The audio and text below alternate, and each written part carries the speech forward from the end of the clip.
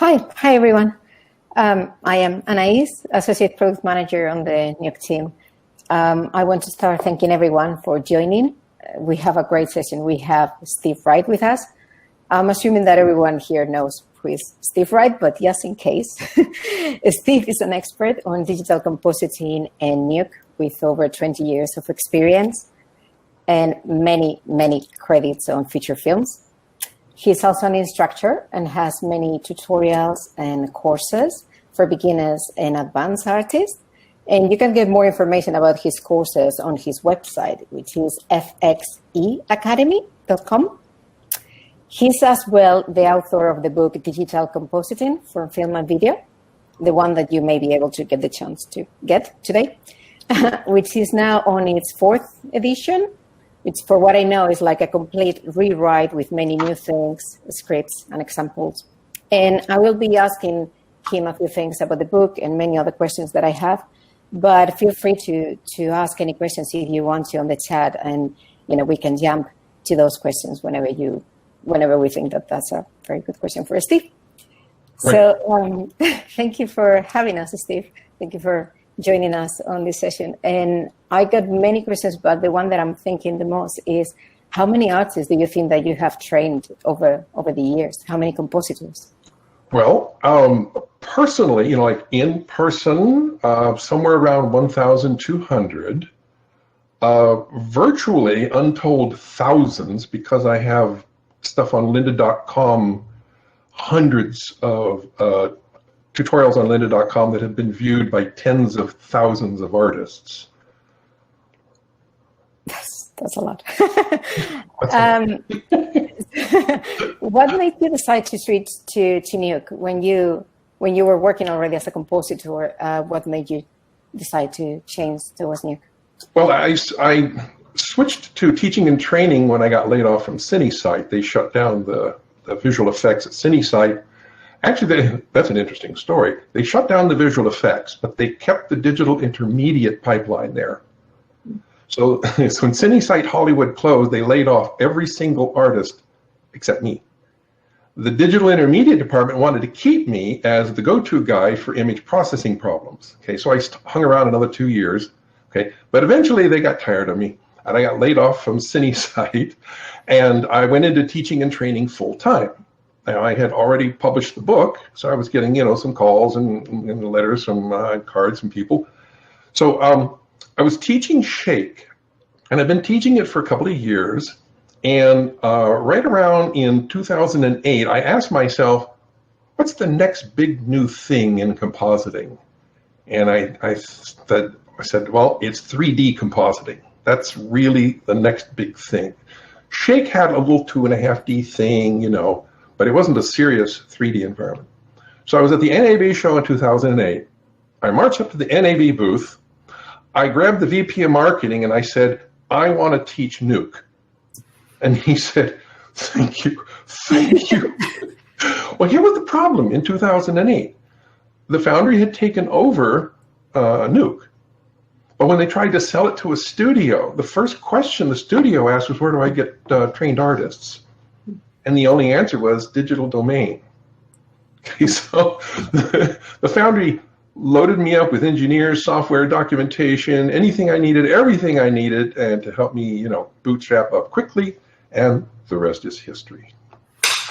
Oh, that's fantastic. So other than having your support as the the first leading Nuke trainer, what do you think it is about Nuke that's led it to becoming, the industry standard that it is today?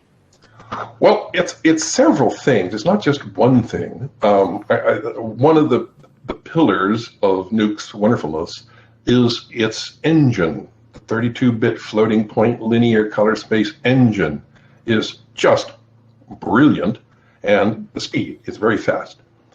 Another factor, and again, like I said, it's not one answer, okay? The other factor is the robustness of the package. It can do camera tracking, we can do point tracking, we can do grid work, we have all kinds of tools and features and functions. Another thing is that it is specifically designed for immensely complicated compositing shots.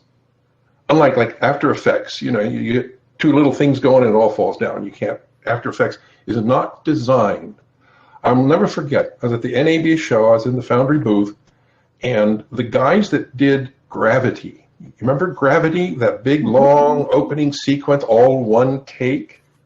Beautiful. They were there, and they brought their Nuke script, 15,000 nodes, and it never crashed. I mean, this is astonishing. It is amazing. Yeah, it is amazing. So the stability of the software is critical. I remember when I first got into it, I read the specs. Okay, so it says here the maximum size image is 64K by 64K. Are you kidding me? Can it really do that? So I sat down and I made myself a 64K by 64K image.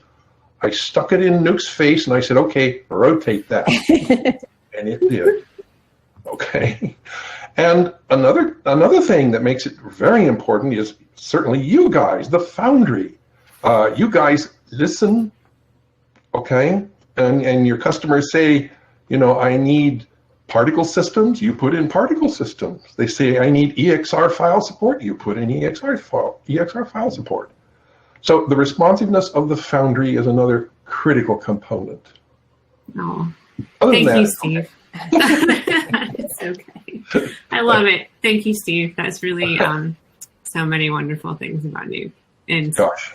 You would think, you know, because I traveled around, I'm in different studios, I talk to a lot, you know, I get kind of a god's eye view, and you know, so I hear people, so I get a good view of what's going on.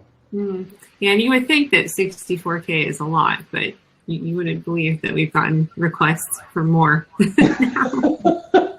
Okay, that'll be a tough one because that number is undoubtedly baked into the architecture of the software. Yeah, and it's a lot of pixels, right? Well, yeah, you've got processor issues, and you'd have to fix a lot of different parts of the software to make that work. Wow.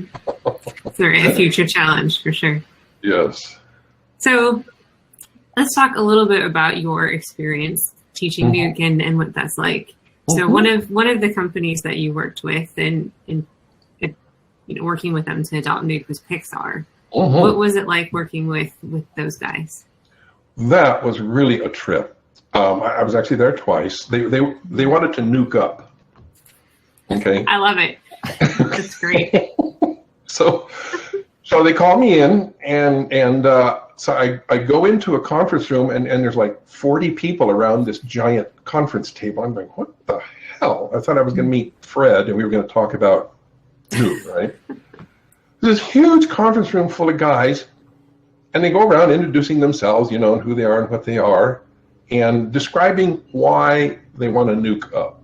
Okay. It seems that the architecture of Pixar's pipeline was they did everything in camera, okay, which means they rendered everything on the render farm. They didn't do anything in post. And I said, wow, that would take a staggering amount of rendering power. And they just smiled and said, we have a staggering amount of rendering power. Okay.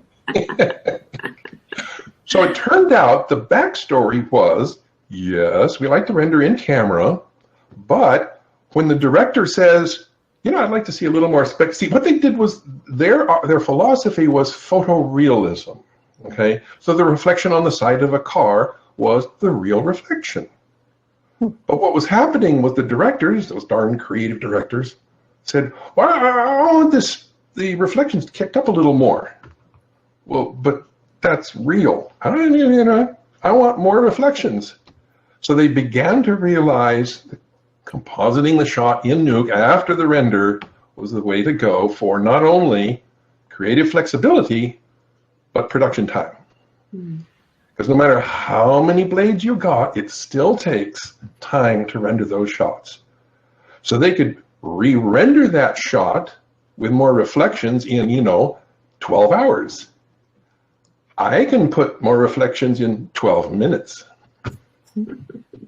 Amazing, yeah, that's great. And well, Pixar still use Nuke, still using it, and no choice. They're all they're all so lovely. They're really fantastic people there. And did you enjoy that office? Oh, the lobby there with all the I went into the Pixar toy store and got all kind of memorabilia. In fact, in my notebook, I carried the stickers, the security stickers from Pixar. They were in my notebook, and I kept them there for years as a souvenir. Oh, that's fantastic. I do the same. My notebooks get full of the stickers from the name badge. Like a steamer trunk with all the stickers on it. All the places. Yeah. But no, they're very cool. They're very proud. Okay, they're very proud. Okay, I have a feeling that if you got a job there, it would take a decade before you were considered part of the family. Oh. Okay, because they have, so much history, so much going on. Yeah, they're all, well, it is a legacy, and a lot of smart people there as well. Yeah, they're brilliant and wonderfully talented people. Okay, not just smart, but very talented. Mm-hmm. Yes, absolutely. So that's a great story about Pixar. Oh. When you're teaching other, kind of in your broader teaching experience, what are some of the common questions or the challenges that come up time and again when you see artists learning Nuke? Well, for beginners learning Nuke, the biggest thing is getting their heads around color. Understanding digital color management, color theory. Okay, yikes. And this whole linear light space thing, what the heck is that anyway? So, okay. So, great story about the linear light space. When I first got into Nuke, I read the white papers on the linear light space, right? And I went, oh, this is it. This is the answer. Because I was at CineSite for 8 years. And CineSite had developed an all-log pipeline. We scanned the film in log space, the Cineon file. All the software worked in log space. Everything was log, 10-bit log. Well, we tried. Eventually, they started needing to put CGI in with the visual effects shots. And so they hired, CGI guys to write software. They never got it right. They were never able to render a linear image, in Maya and composite it into a log image. They never got it right. So when I read the white paper, I went, that's it. That's why they couldn't get it right. To do it right, you have to be in linear and you have to be in float. And our entire pipeline was 10-bit integer. They were never going to get it. Okay. So it's understanding this whole color space, linear light space thing. How is it that 50% gray is code value 0.18? What? That's insane. That can't be right. Okay.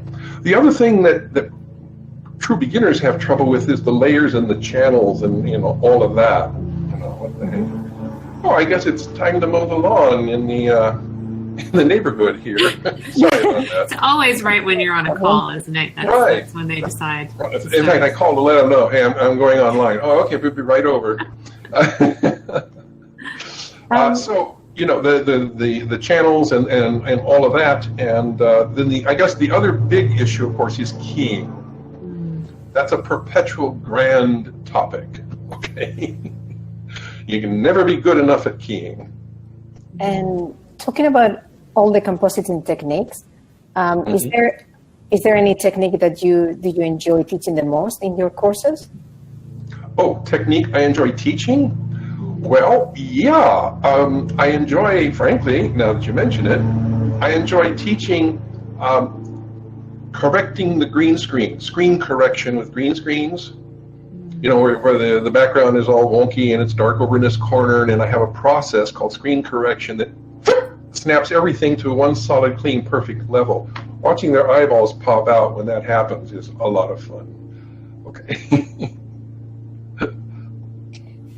I don't know if we should take any questions. I may go for my next ones, but feel free to. I think there's one here that's actually related to correcting green screens. Oh. And that is tips for how to remove black or white edges in a green screen comp. Black and white edges in a green screen comp? You should. I don't understand. You shouldn't have any black and white edges in a green screen comp. I don't understand the question. Are you see it here? Let's see. Okay, would you reread the question, please? That is it. How to remove black or white edges in a green screen comp. Let's see if someone else writes it in again. Okay.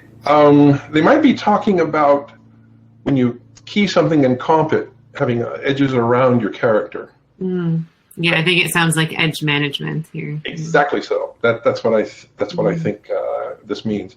If they're black edges, I would look to check that you had done a double pre-multiply somewhere. That'll introduce black edges. Okay. If you got light edges, okay, then I would check your despill operation. Okay. See if you're got okay, or get out that edge extend node. Okay, that just came out in Nuke 12, and fill those white edges with RGB values.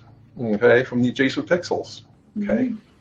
I used to do the blur and unpremultiply gag. Okay, and tragically, I used to teach that, and that was another jaw hanger, okay?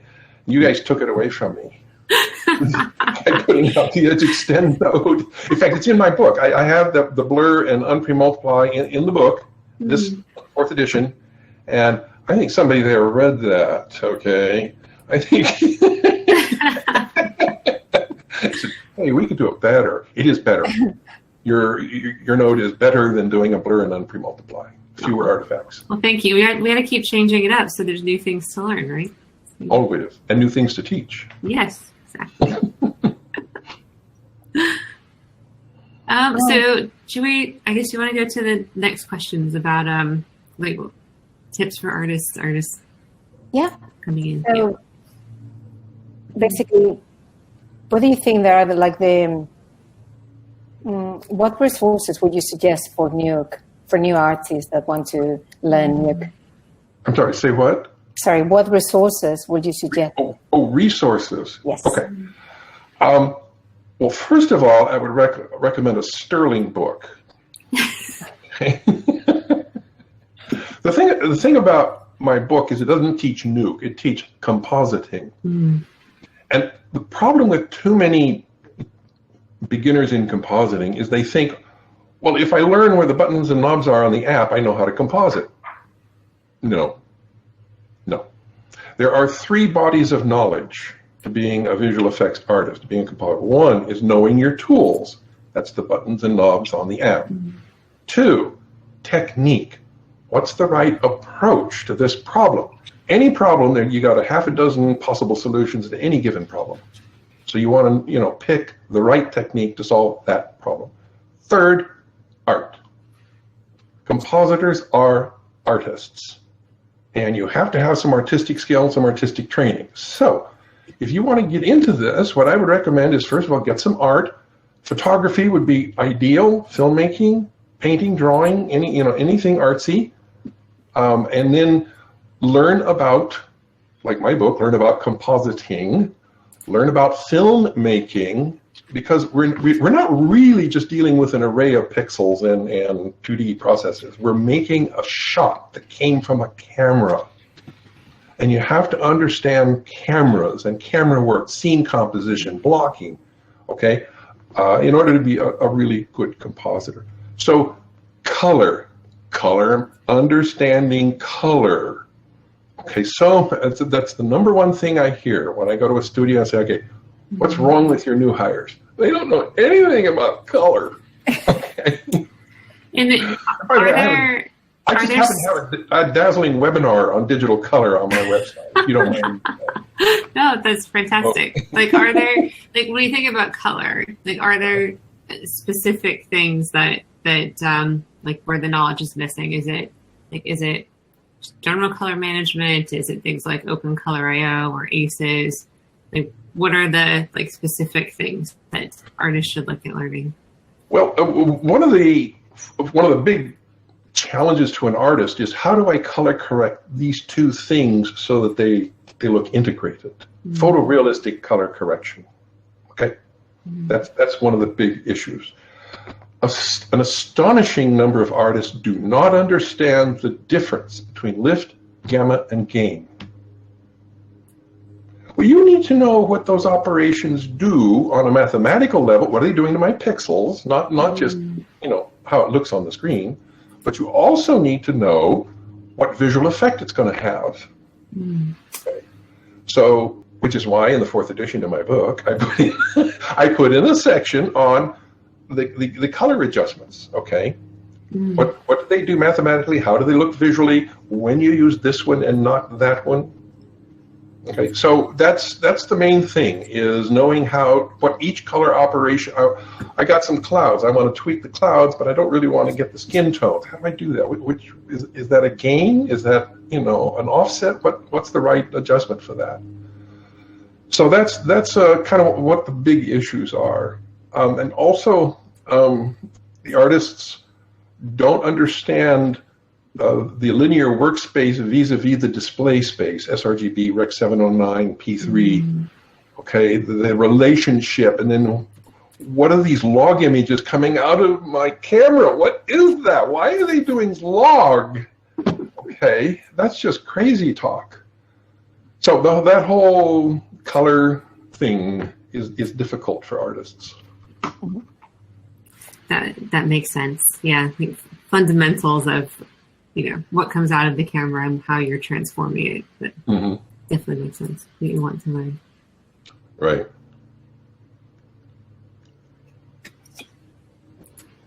Should I go again for one of my questions? Yeah, go for it, Anise. Okay, I'm actually going to jump into your book. I'm curious to know what is new in the 4th edition of the Positive. Funny you should mention that. No. Okay, this is the 4th edition, and our damn industry keeps evolving, so the publisher keeps beating on me for another book, right? Okay, this is a major rewrite. First of all, I dumped all the stuff on film. There's no more 35 millimeter film in the book. Now, for those who love nostalgia, I did make a PDF file, uploaded it to the publisher's server so that you can actually download a PDF with all that film stuff. The other thing I dumped was all the NTSC video, interlace video, non-square pixels, PAL, gone. But I also uploaded that as a PDF, so you could, if you really want, if somebody hands you some old, actually there's 3 television standards. There's conventional def, standard def, and high def. Okay, and conventional def is the old NTS. That's the new word for the old NTSC stuff. So those are out, in digital cinema cameras, Bayer arrays, debayering. Okay. Also, I put in some other tech. Okay, I talked about ACEs. I talked about OCIO, and also about the light field cinematography. Okay, I have a whole section on light field cinematography. VR, I added a section on VR and how to do visual effects on a VR piece. Okay. But then I also added a whole bunch of workflow stuff. I'm always thinking of the compositor sitting in a chair staring at a screen going, yikes. Okay. So I have in there workflows for grain management. Here's how you manage your grain, okay? Lens distortion management, okay? Multiple keying techniques, creating the Uber key, multiple spill suppression methodologies, okay? So that's the big issue, is having all these workflows, how to do stuff, okay? Rather than just, well, these are pixels and this is what they do, and you can make them brighter and you can blur them. How to do stuff. That's the big issue. And I heard you talking about your shot kits. What exactly are your shot kits? Shot kits. Yes. Shot kits. Okay, this is an idea I got, and I went and did it. It goes like this. You're a compositor. You're working in a studio. You finished a movie. You want to put on your demo reel. You can't have the elements. The studios won't let you have the plates. Security reasons. All you can do is go grab a DVD or a Blu-ray, burn off your shot, and then maybe put arrows saying, I did this, I did that. But you can't do the befores and afters of a shot breakdown. And I said, that's no fair. You have to have the elements if you want to show an employer, not that you could do it, but that you have done it. So, shot kits are a pack of film plates, all feature film resolution, feature film quality. This is all red stuff. This is all airy stuff, 35 millimeter film. Visual effects shots that you put together and put on your demo reel. Okay, now some of them are skill-based. Here, this is my keying example, or here, this is my demonstrating my ability to key fast motion blur. Okay, I got some action shots in there, so you get a lot of motion blur and flying hair and stuff like that. But I also put in some shots designed to let you show off your creative ability. The sci-fi series and the zombie series, the horror series, you get to make up your horrific makeup, okay? Or you get to design laser blast rays, or you get to design deflector shields to enhance, I give you the green screen, I give you the CGI environment, you blow it up. So there's a chance to show off your creative ability. Okay. Also, I got another one I call key packs. One of the things that about keying, learning green screen keying, it takes practice. You can't read the book, you can't do the tutorial, then sit down and key the shot. You can't. It takes practice. You have to sit down with 100 green screens and a key light node and key one after another until finally you get it. Also, when next time you walk up to a green screen, you'll go, aha, I know exactly how to key that. The other thing is that every keyer has its own unique strengths and weaknesses. You must learn those. So now you can look at a shot and say, okay, this is key light. See that fine hair detail? I'm using key light on this. Or, I'm going to have trouble with the core mat. I better use Primat. It's really good at solid cores. Or do you see that uneven green screen backing there? IBK. This is IBK. Okay. So you've got to learn your keyers, their strengths and their weaknesses, and when to use them. Okay. And then you got to learn to use them in combination. Well, IBK is great for the hair, Primat great for the core, and you start bolting and cutting and pasting things together. That's it. So the secret to keep being really familiar with your keyers and getting that is one secret. That is one secret. The other secret number 2 out of 7 is spill suppression. So many of our bad edges come from spill suppression problems. So you need to understand it and have alternatives. Okay. I've actually developed a couple of different spill suppression algorithms. Okay. Nuke has the hue correct node, and that is their tool for spill suppression. And it does a very nice job. But sometimes you need alternatives. The thing to remember about keying and spill suppression, both, they're both a cheat. They are mathematically invalid. Okay? Key light pulling a green screen key is not mathematically correct. It's a cheat that works pretty darn well most of the time, okay? And spill suppression is also a cheat. You are not actually removing the 3-dimensional light rays that have bounced around, collected, mixed with my hair and on my shirt. You are not. You are simply ripping RGB values off the picture, off the screen. Okay, so they are a cheat that works pretty well most of the time. So you got to have understanding of it and alternatives. Ways to work around it.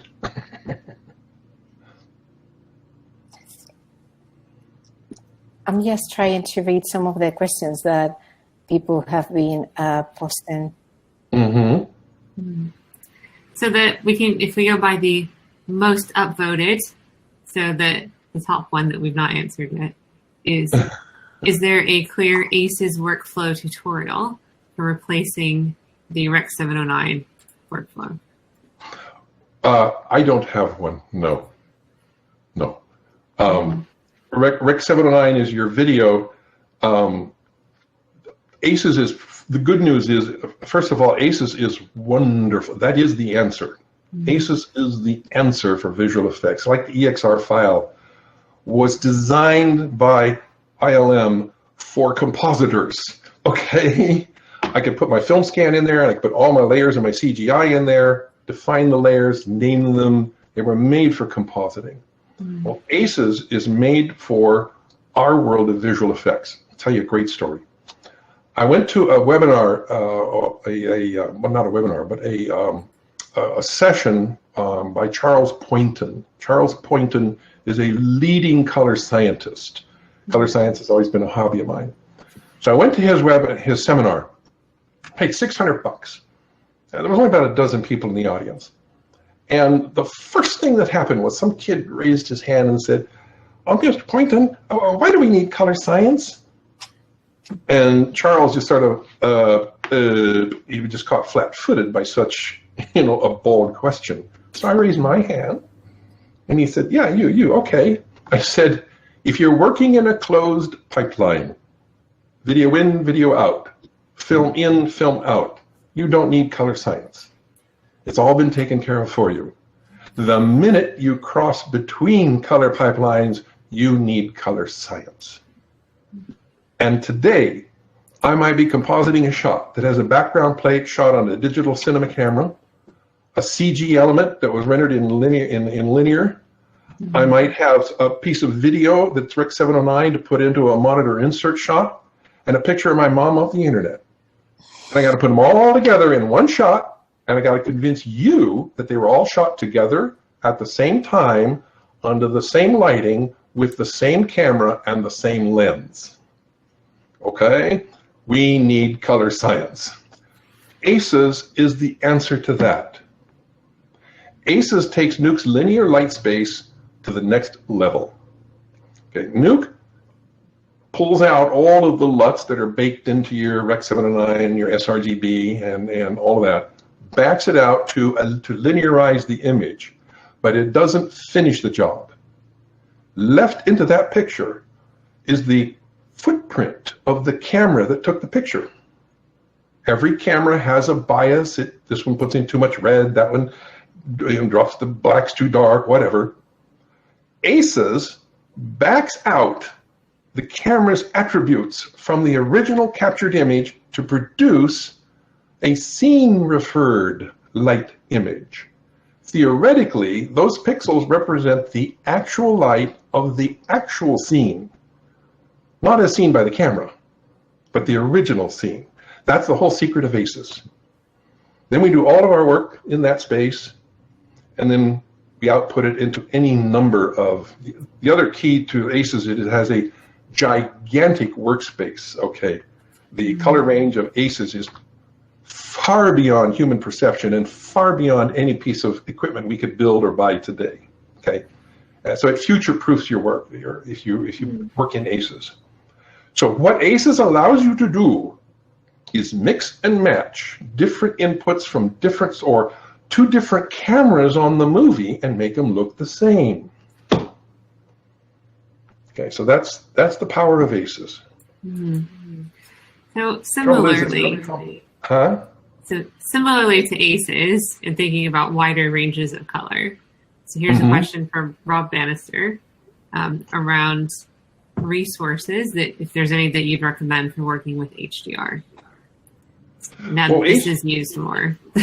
Well, HDR, high dynamic range addresses brightness ranges. If you're talking about an expanded gamut, that's a different subject, okay? The gamut is where are your color primaries? How red is your red and how blue is your blue, okay? The CIE chromaticity diagram. Get ready for Rec 2020, people. Okay, Rec 2020, are you sitting down? Has a wider gamut than P3, which is your digital cinema color space.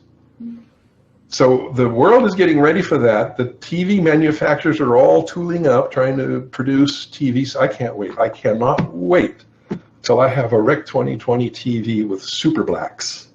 Okay, a dynamic range of 1,000,000 to 1, and expanded primary colors. Yeah, I agree. I think more than high resolution, HDR is a real impact. Like when you see it, it's a huge difference, right, for a consumer as well as for artists, right, working with images. something that we're working on. We have a stream of work related to this, and eventually but that's expanded gamut. Okay, the range of colors, high dynamic range is an extended brightness. Okay, I got a code value of 10 million, the center of the sun.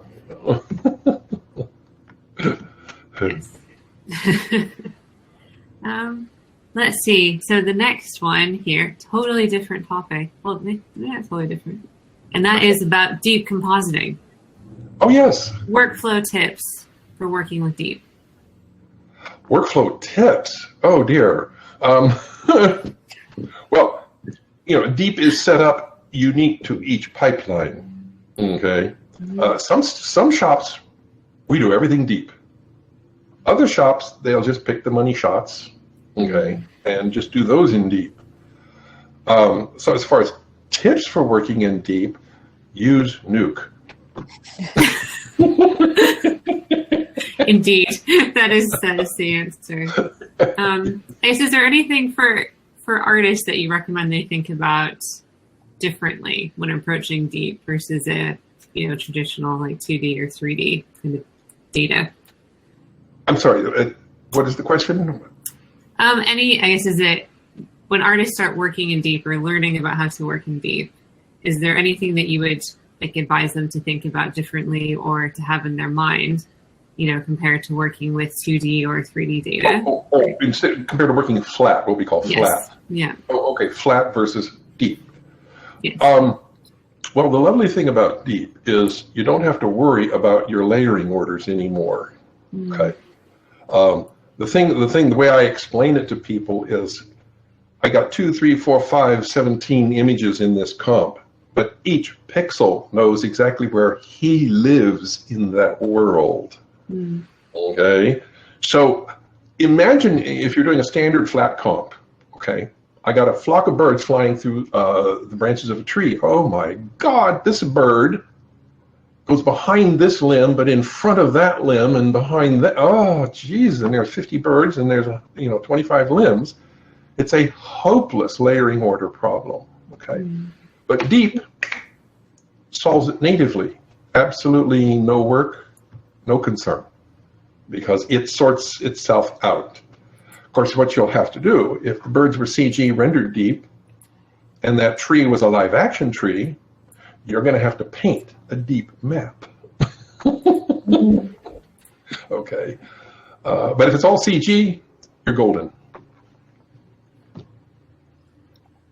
I think that I have another question about what is your best advice for those coming to Nuke from After Effects? Okay. My best advice is tray tables up, seat backs upright. It is a completely different paradigm. Okay. Nuke is very hard on your head until you get it. Till you get because After Effects is a layer-based compositing system. It was designed to go along with Adobe Photoshop. You were supposed to use After Effects to fly logos around the screen. Okay, that was the original inception. So what they do is they put the timeline in your face, right? The timeline is the center of the universe with this because you're flying stuff around the screen. Okay. Over the years, people keep enhancing it and adding to it and beefing it up, and they keep bolting new things onto it, and it's grown like a weed, but it's still a layer-based system focusing on the timeline. Okay. That's what the other thing about After Effects is, like Photoshop, After Effects hides the technology from the poor little artist. Okay. You don't want to bother your poor little head with all these, alpha channels and masking and stuff and things. So just don't worry about it. We'll just take care of it for you. And do a very nice job until you want to do something that After Effects doesn't do. Then you're trying to outsmart After Effects' native behaviors. You can get into great trouble. Okay? With Nuke. Nuke is naked. Nuke puts all the tools on the table. You have to put them together to make something. I remember I was doing fusion transition training for a studio in Mumbai. They were all going from Fusion to Nuke. And they said, well, in Fusion, I've got a fog node. I can just make fog. Here, watch this. Fog. Can you do that in Nuke? Well, no, but give me a minute. 5 nodes later, I had fog. Okay? Cubic fog, volumetric fog. Okay? So Nuke expects you to know mathematics. I'm scaring people. Nuke expects you to understand mathematics, compositing, art, color, okay? Nuke expects more of the artist than After Effects, who tries to hide it from you. So Nuke, what's not, with After Effects, it's the timeline that's in your face. With Nuke, it's the data flow that's in your face, okay? You look at a Nuke script and you're looking at a schematic diagram for the flow of the data. It's going to come in here, it's going to get blurred, it'll go over there, it'll get color corrected, come down here, it'll be joined with that, and you get a schematic of the logic of the shot. And that is the overarching concept behind Nuke. Okay, it puts Nuke is, in the world of computer science, Nuke is what we would call data flow programming. It's all about the data moving from here to there. Okay, so the After Effects artist, to close on the question, is to be ready for a completely different paradigm. Okay, and it'll take a little while for you to get your head around Nuke think. Okay. Be ready for a ride. Huh? Sorry. So I was just going to ask about the coronavirus. Sorry for everyone for bringing the topic. I'm not sick. I don't have keep back. Yes.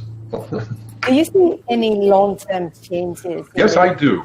Yes, I do. The coronavirus kind of forced the industry to suddenly snap to a virtual model.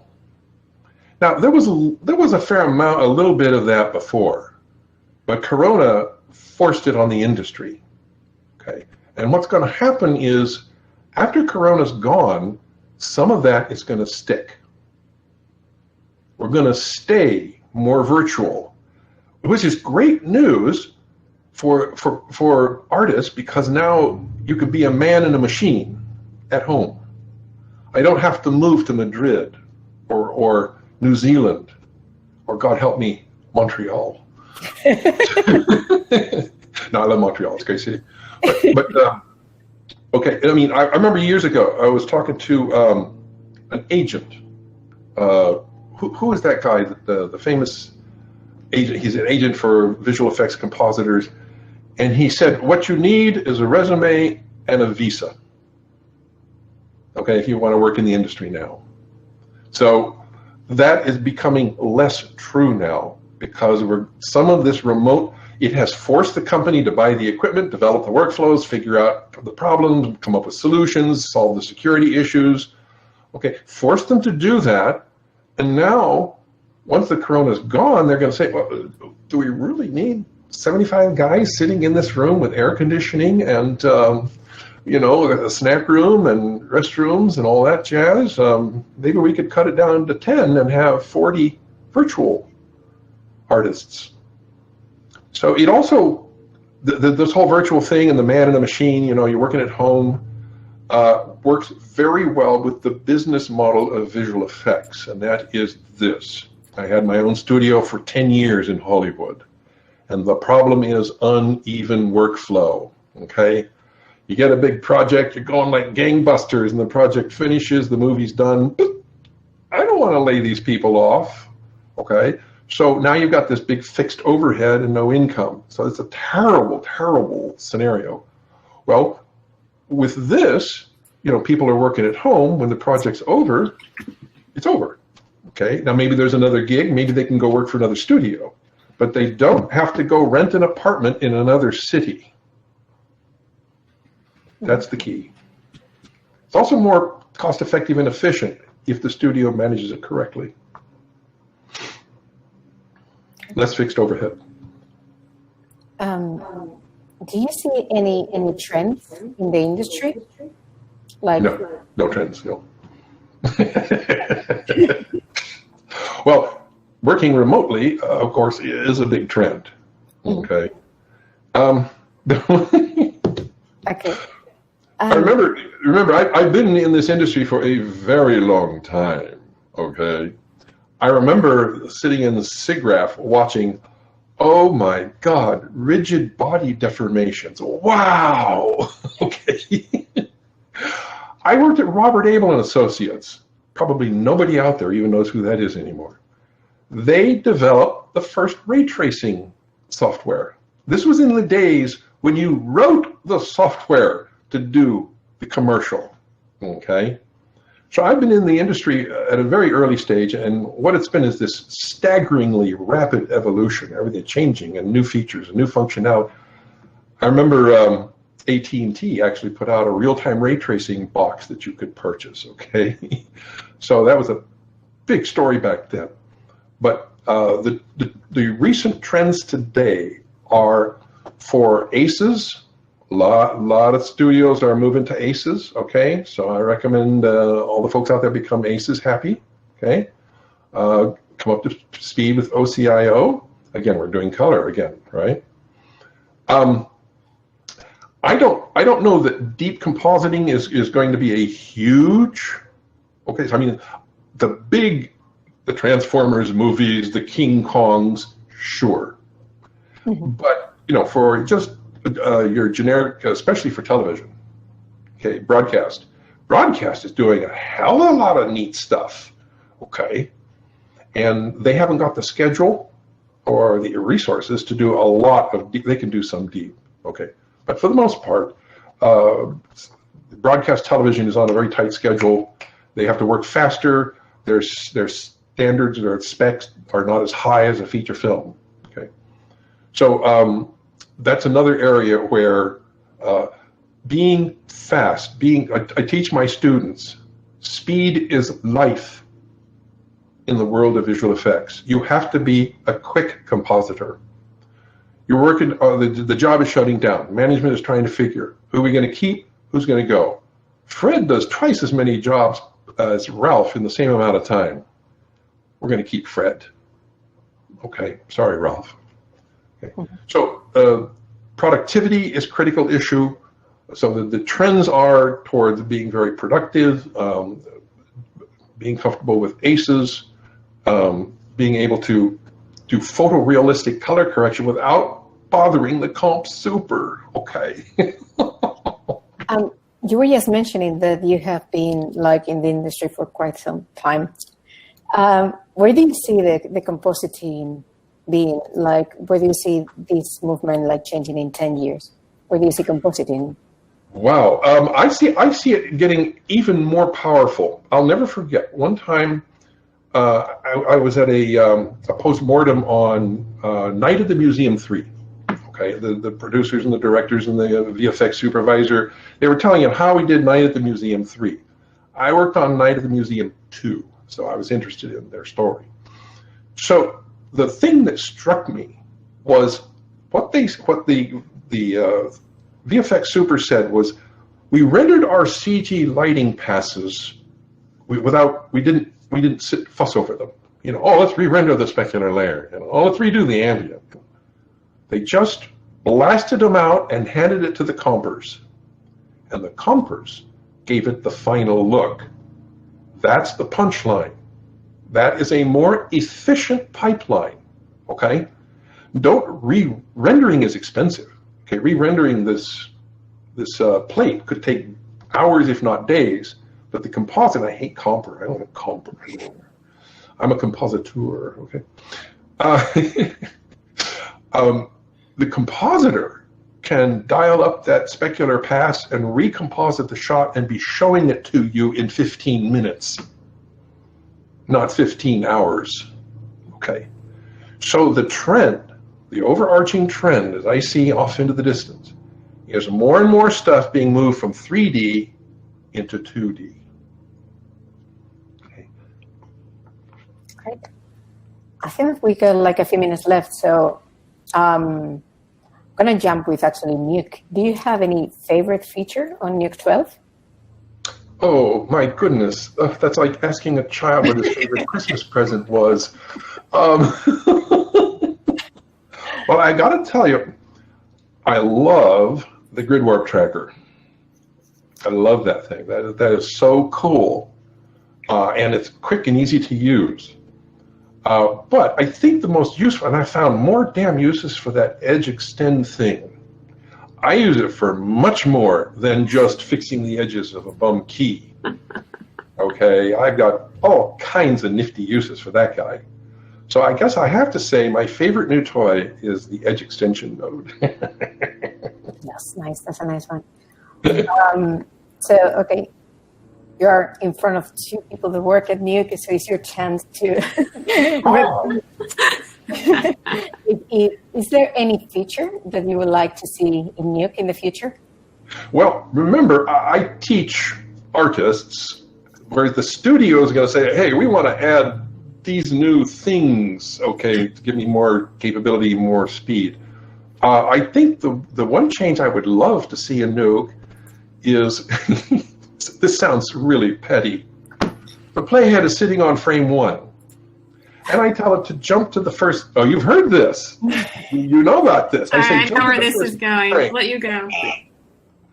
All right, so jump forward, 10 frames, skip forward. You have to move it off of frame 1 before it'll do any of that.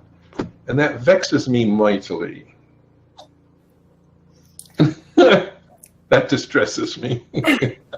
Taking notes, not the first time that we have I bet she started laughing when I brought it up. You've heard this before. But the big studios are gonna give you the new features they want to see,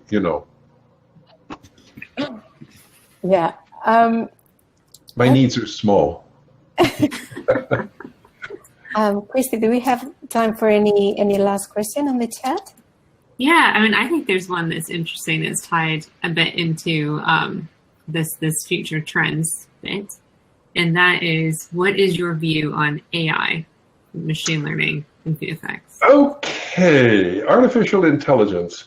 Okay, it's overrated for visual effects. Okay, I don't think we have anything to worry about for a long time. They want to use AI for rotoscoping. They want to use AI for keying, okay? The problem is that the equation is too complex. It takes judgment, okay? You got a motion blur, what's the rotoscope? What is the exact, it takes judgment, it takes experience, okay? I know AI can learn and AI can get experience, but I think it'll be a long time before AI will be a significant contributor to visual effects. I love AI, don't get me wrong. And it has marvelous applications in many situations. It's just, well, I don't see it for this for a long time. Great. There's another one here that's kind of also related to the future. And I'm also personally interested to know what you think about this one. And that is about virtual production. I mean, and is that going to change or reduce the work of compositors? Well, you mean, that's what we were talking about earlier, was spreading the shop out. And no, it doesn't. It moves it around, but it doesn't reduce the amount of work for compositors. Okay. That's the man in a machine thing I was talking about. Yes. You now have, your big bad tower and your Nuke license. You're a one-man production studio that you can sit at home and make a good living without moving to Montreal. Not to pick on Montreal. Okay. So I see that as a really good future for a lot of artists moving into this remote production scenario.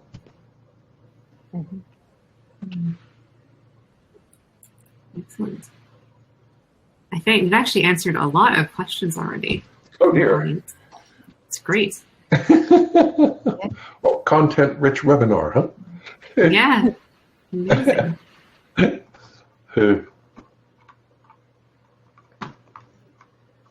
just go through. Oh, here's another one, specific one. Back to artist workflow. Yes. Workarounds for the channel limit. You mean 1,024 channels is not enough? Get a new job. Really? Is that the issue? Is 1,024 channels is not enough? Mm. Oh dear. Yeah. Well, I think it's this case of like live groups and things where you have many things in a script. If I interpret this correctly, so where you add up the channel count and you run out. Wow. No, I don't have any clever workarounds for that. That sounds outrageous and awful. Smarter channel management is the workaround, I think. Well, the one thing I have noticed, the channel delete node doesn't really delete the channel. It's still there. Okay. So it makes it difficult to repurpose things. Okay. So maybe increasing the efficacy and flexibility of the channel create and delete. So you could reallocate. You can't change the 1023 channels, because that is endemic to the entire architecture of Nuke. You would have to go into every single nook and cranny of Nuke and rewrite that to make that 2048 channels. Okay, it would be a colossal architectural rewrite. So maybe you could put in some tools to allow. Yeah, we could make it unlimited. That's definitely possible. Floating, but it doesn't make it easier to manage. Floating point channels? The limit can go away. Wow. But that would be... Yeah. It doesn't change the challenge of managing it or how you work with that many channels in a script, right? Which becomes messy and hard, and it impacts performance at a point. The complexity becomes overwhelming. In fact, you should cut down on the number of channels so that people will be more disciplined. Okay, they're wasting channels out there. I just know. Okay. Well, we did. I think it was, which release was it? I think 11.3. We added the counter for channels, and you can have a warning, so you can have better self-management of your channels if you're getting close to the limit, or if you decide in your pipeline, we don't want anyone to work with more than so many channels. Yeah, but again, to go to unlimited channels or to double from 1023 to 2047 would be a huge architectural rewrite of the software. It would be monstrous. Mm-hmm. Okay. Anything else in here? Looked like Christy got wiped out, huh? Yeah. Oh, I think that I can hear her, but I'll go for the next question. Yeah, please. We got one question from Jorge. It is, do you think tools like Fusion can become an edge rival to Nuke in near future? Fusion become a rival? No, I don't. And here's why. I know Blackmagic essentially gives it away for free. And Fusion is getting better. Fusion is good. Fusion is great. And it's getting better. But there is another issue. And that is the installed base throughout all the visual effects studios around the world. They have wrapped themselves around Nuke. They have written custom software. They have designed the pipeline for Nuke. They got 100 apps that they plug into Nuke. And to rip that out and go to Fusion would be a colossal rewrite of the whole architecture of the pipeline of the shop. Okay, so that was years ago. I wrote an article on Rhythm and Hues. You remember Rhythm and Hues? Mm-hmm. Yes. Okay. Their forte was doing animal stuff, and they had written a whole bunch of custom software. And I wrote an article saying it would be the death of them, because the custom software, it's not expandable. It's not you can have an engineering team constantly writing, but you need a big team. At Robert Abels, we had 25 software engineers and 30 artists. Okay, it is a colossal overhead to write your own software. So I wrote an article saying essentially that they were dead meat because their software, if they can't drop in Nuke or Fusion or Shake, in those days it would have been Shake, and build on that, because they were baked into their entire pipeline. You don't just rip out the heart and drop in a new one. Okay, the whole infrastructure surrounding the pipeline is hooked into Nuke.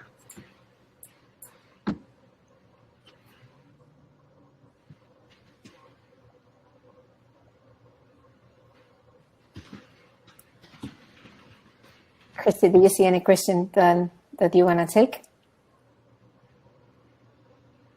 Should I go for the next one? Yeah, go for it. Oh, I see one that actually we didn't cover. What would you say about Python learning for Nuke? Do it. I mean, if it's a way for an intermediate to become an advanced. It's a way for an advanced to be retained at the next job cycle. Not for junior people, okay? But Python being a Python scripter is a really great, very useful tool for the studio. Probably more important for big shops, okay, than small shops. In small shops, you have to wear many hats. You get a job at a small shop, you're going to do some compositing, you might do a little 3D, you might do some color stuff, color correction. In the big shop, my favorite, in the big studio, you have the hair guy, right? All he does is hair, okay? That's how specialized it has gotten, but that's in the big studios. But Python is a wonderful tool. You can take Nuke and make it jump up on the table and dance. If you're a Python scripter, people, in fact, I've always thought if I ever get tired of this I love programming, okay? I was a big Unix programmer when I had my studio, and I really enjoy programming. And I always thought if I ever give up the training thing, I'll become a Python coder and write Nuke Python stuff for people and make a living that way, okay? Because I love to code. But it's not something appropriate for the junior, but for an intermediate who wants to become an advanced, or for an advanced that wants to become really senior, adding Python would be an excellent skill adjunct. Okay. I think that we have answered like many questions. Is there anything that we didn't cover? Anything that I think that we have replied the most liked questions, so the most requested. Okay. Okay, so I think that we can wrap up. Can I go now? Well, I mean, it's been really fantastic having you on, Steve. Well, thank you. It's been a lovely chat. I really enjoyed it. Well, thank you very much. You're too kind. And thank you to everyone who joined us for so many great questions and so many good comments in the chat.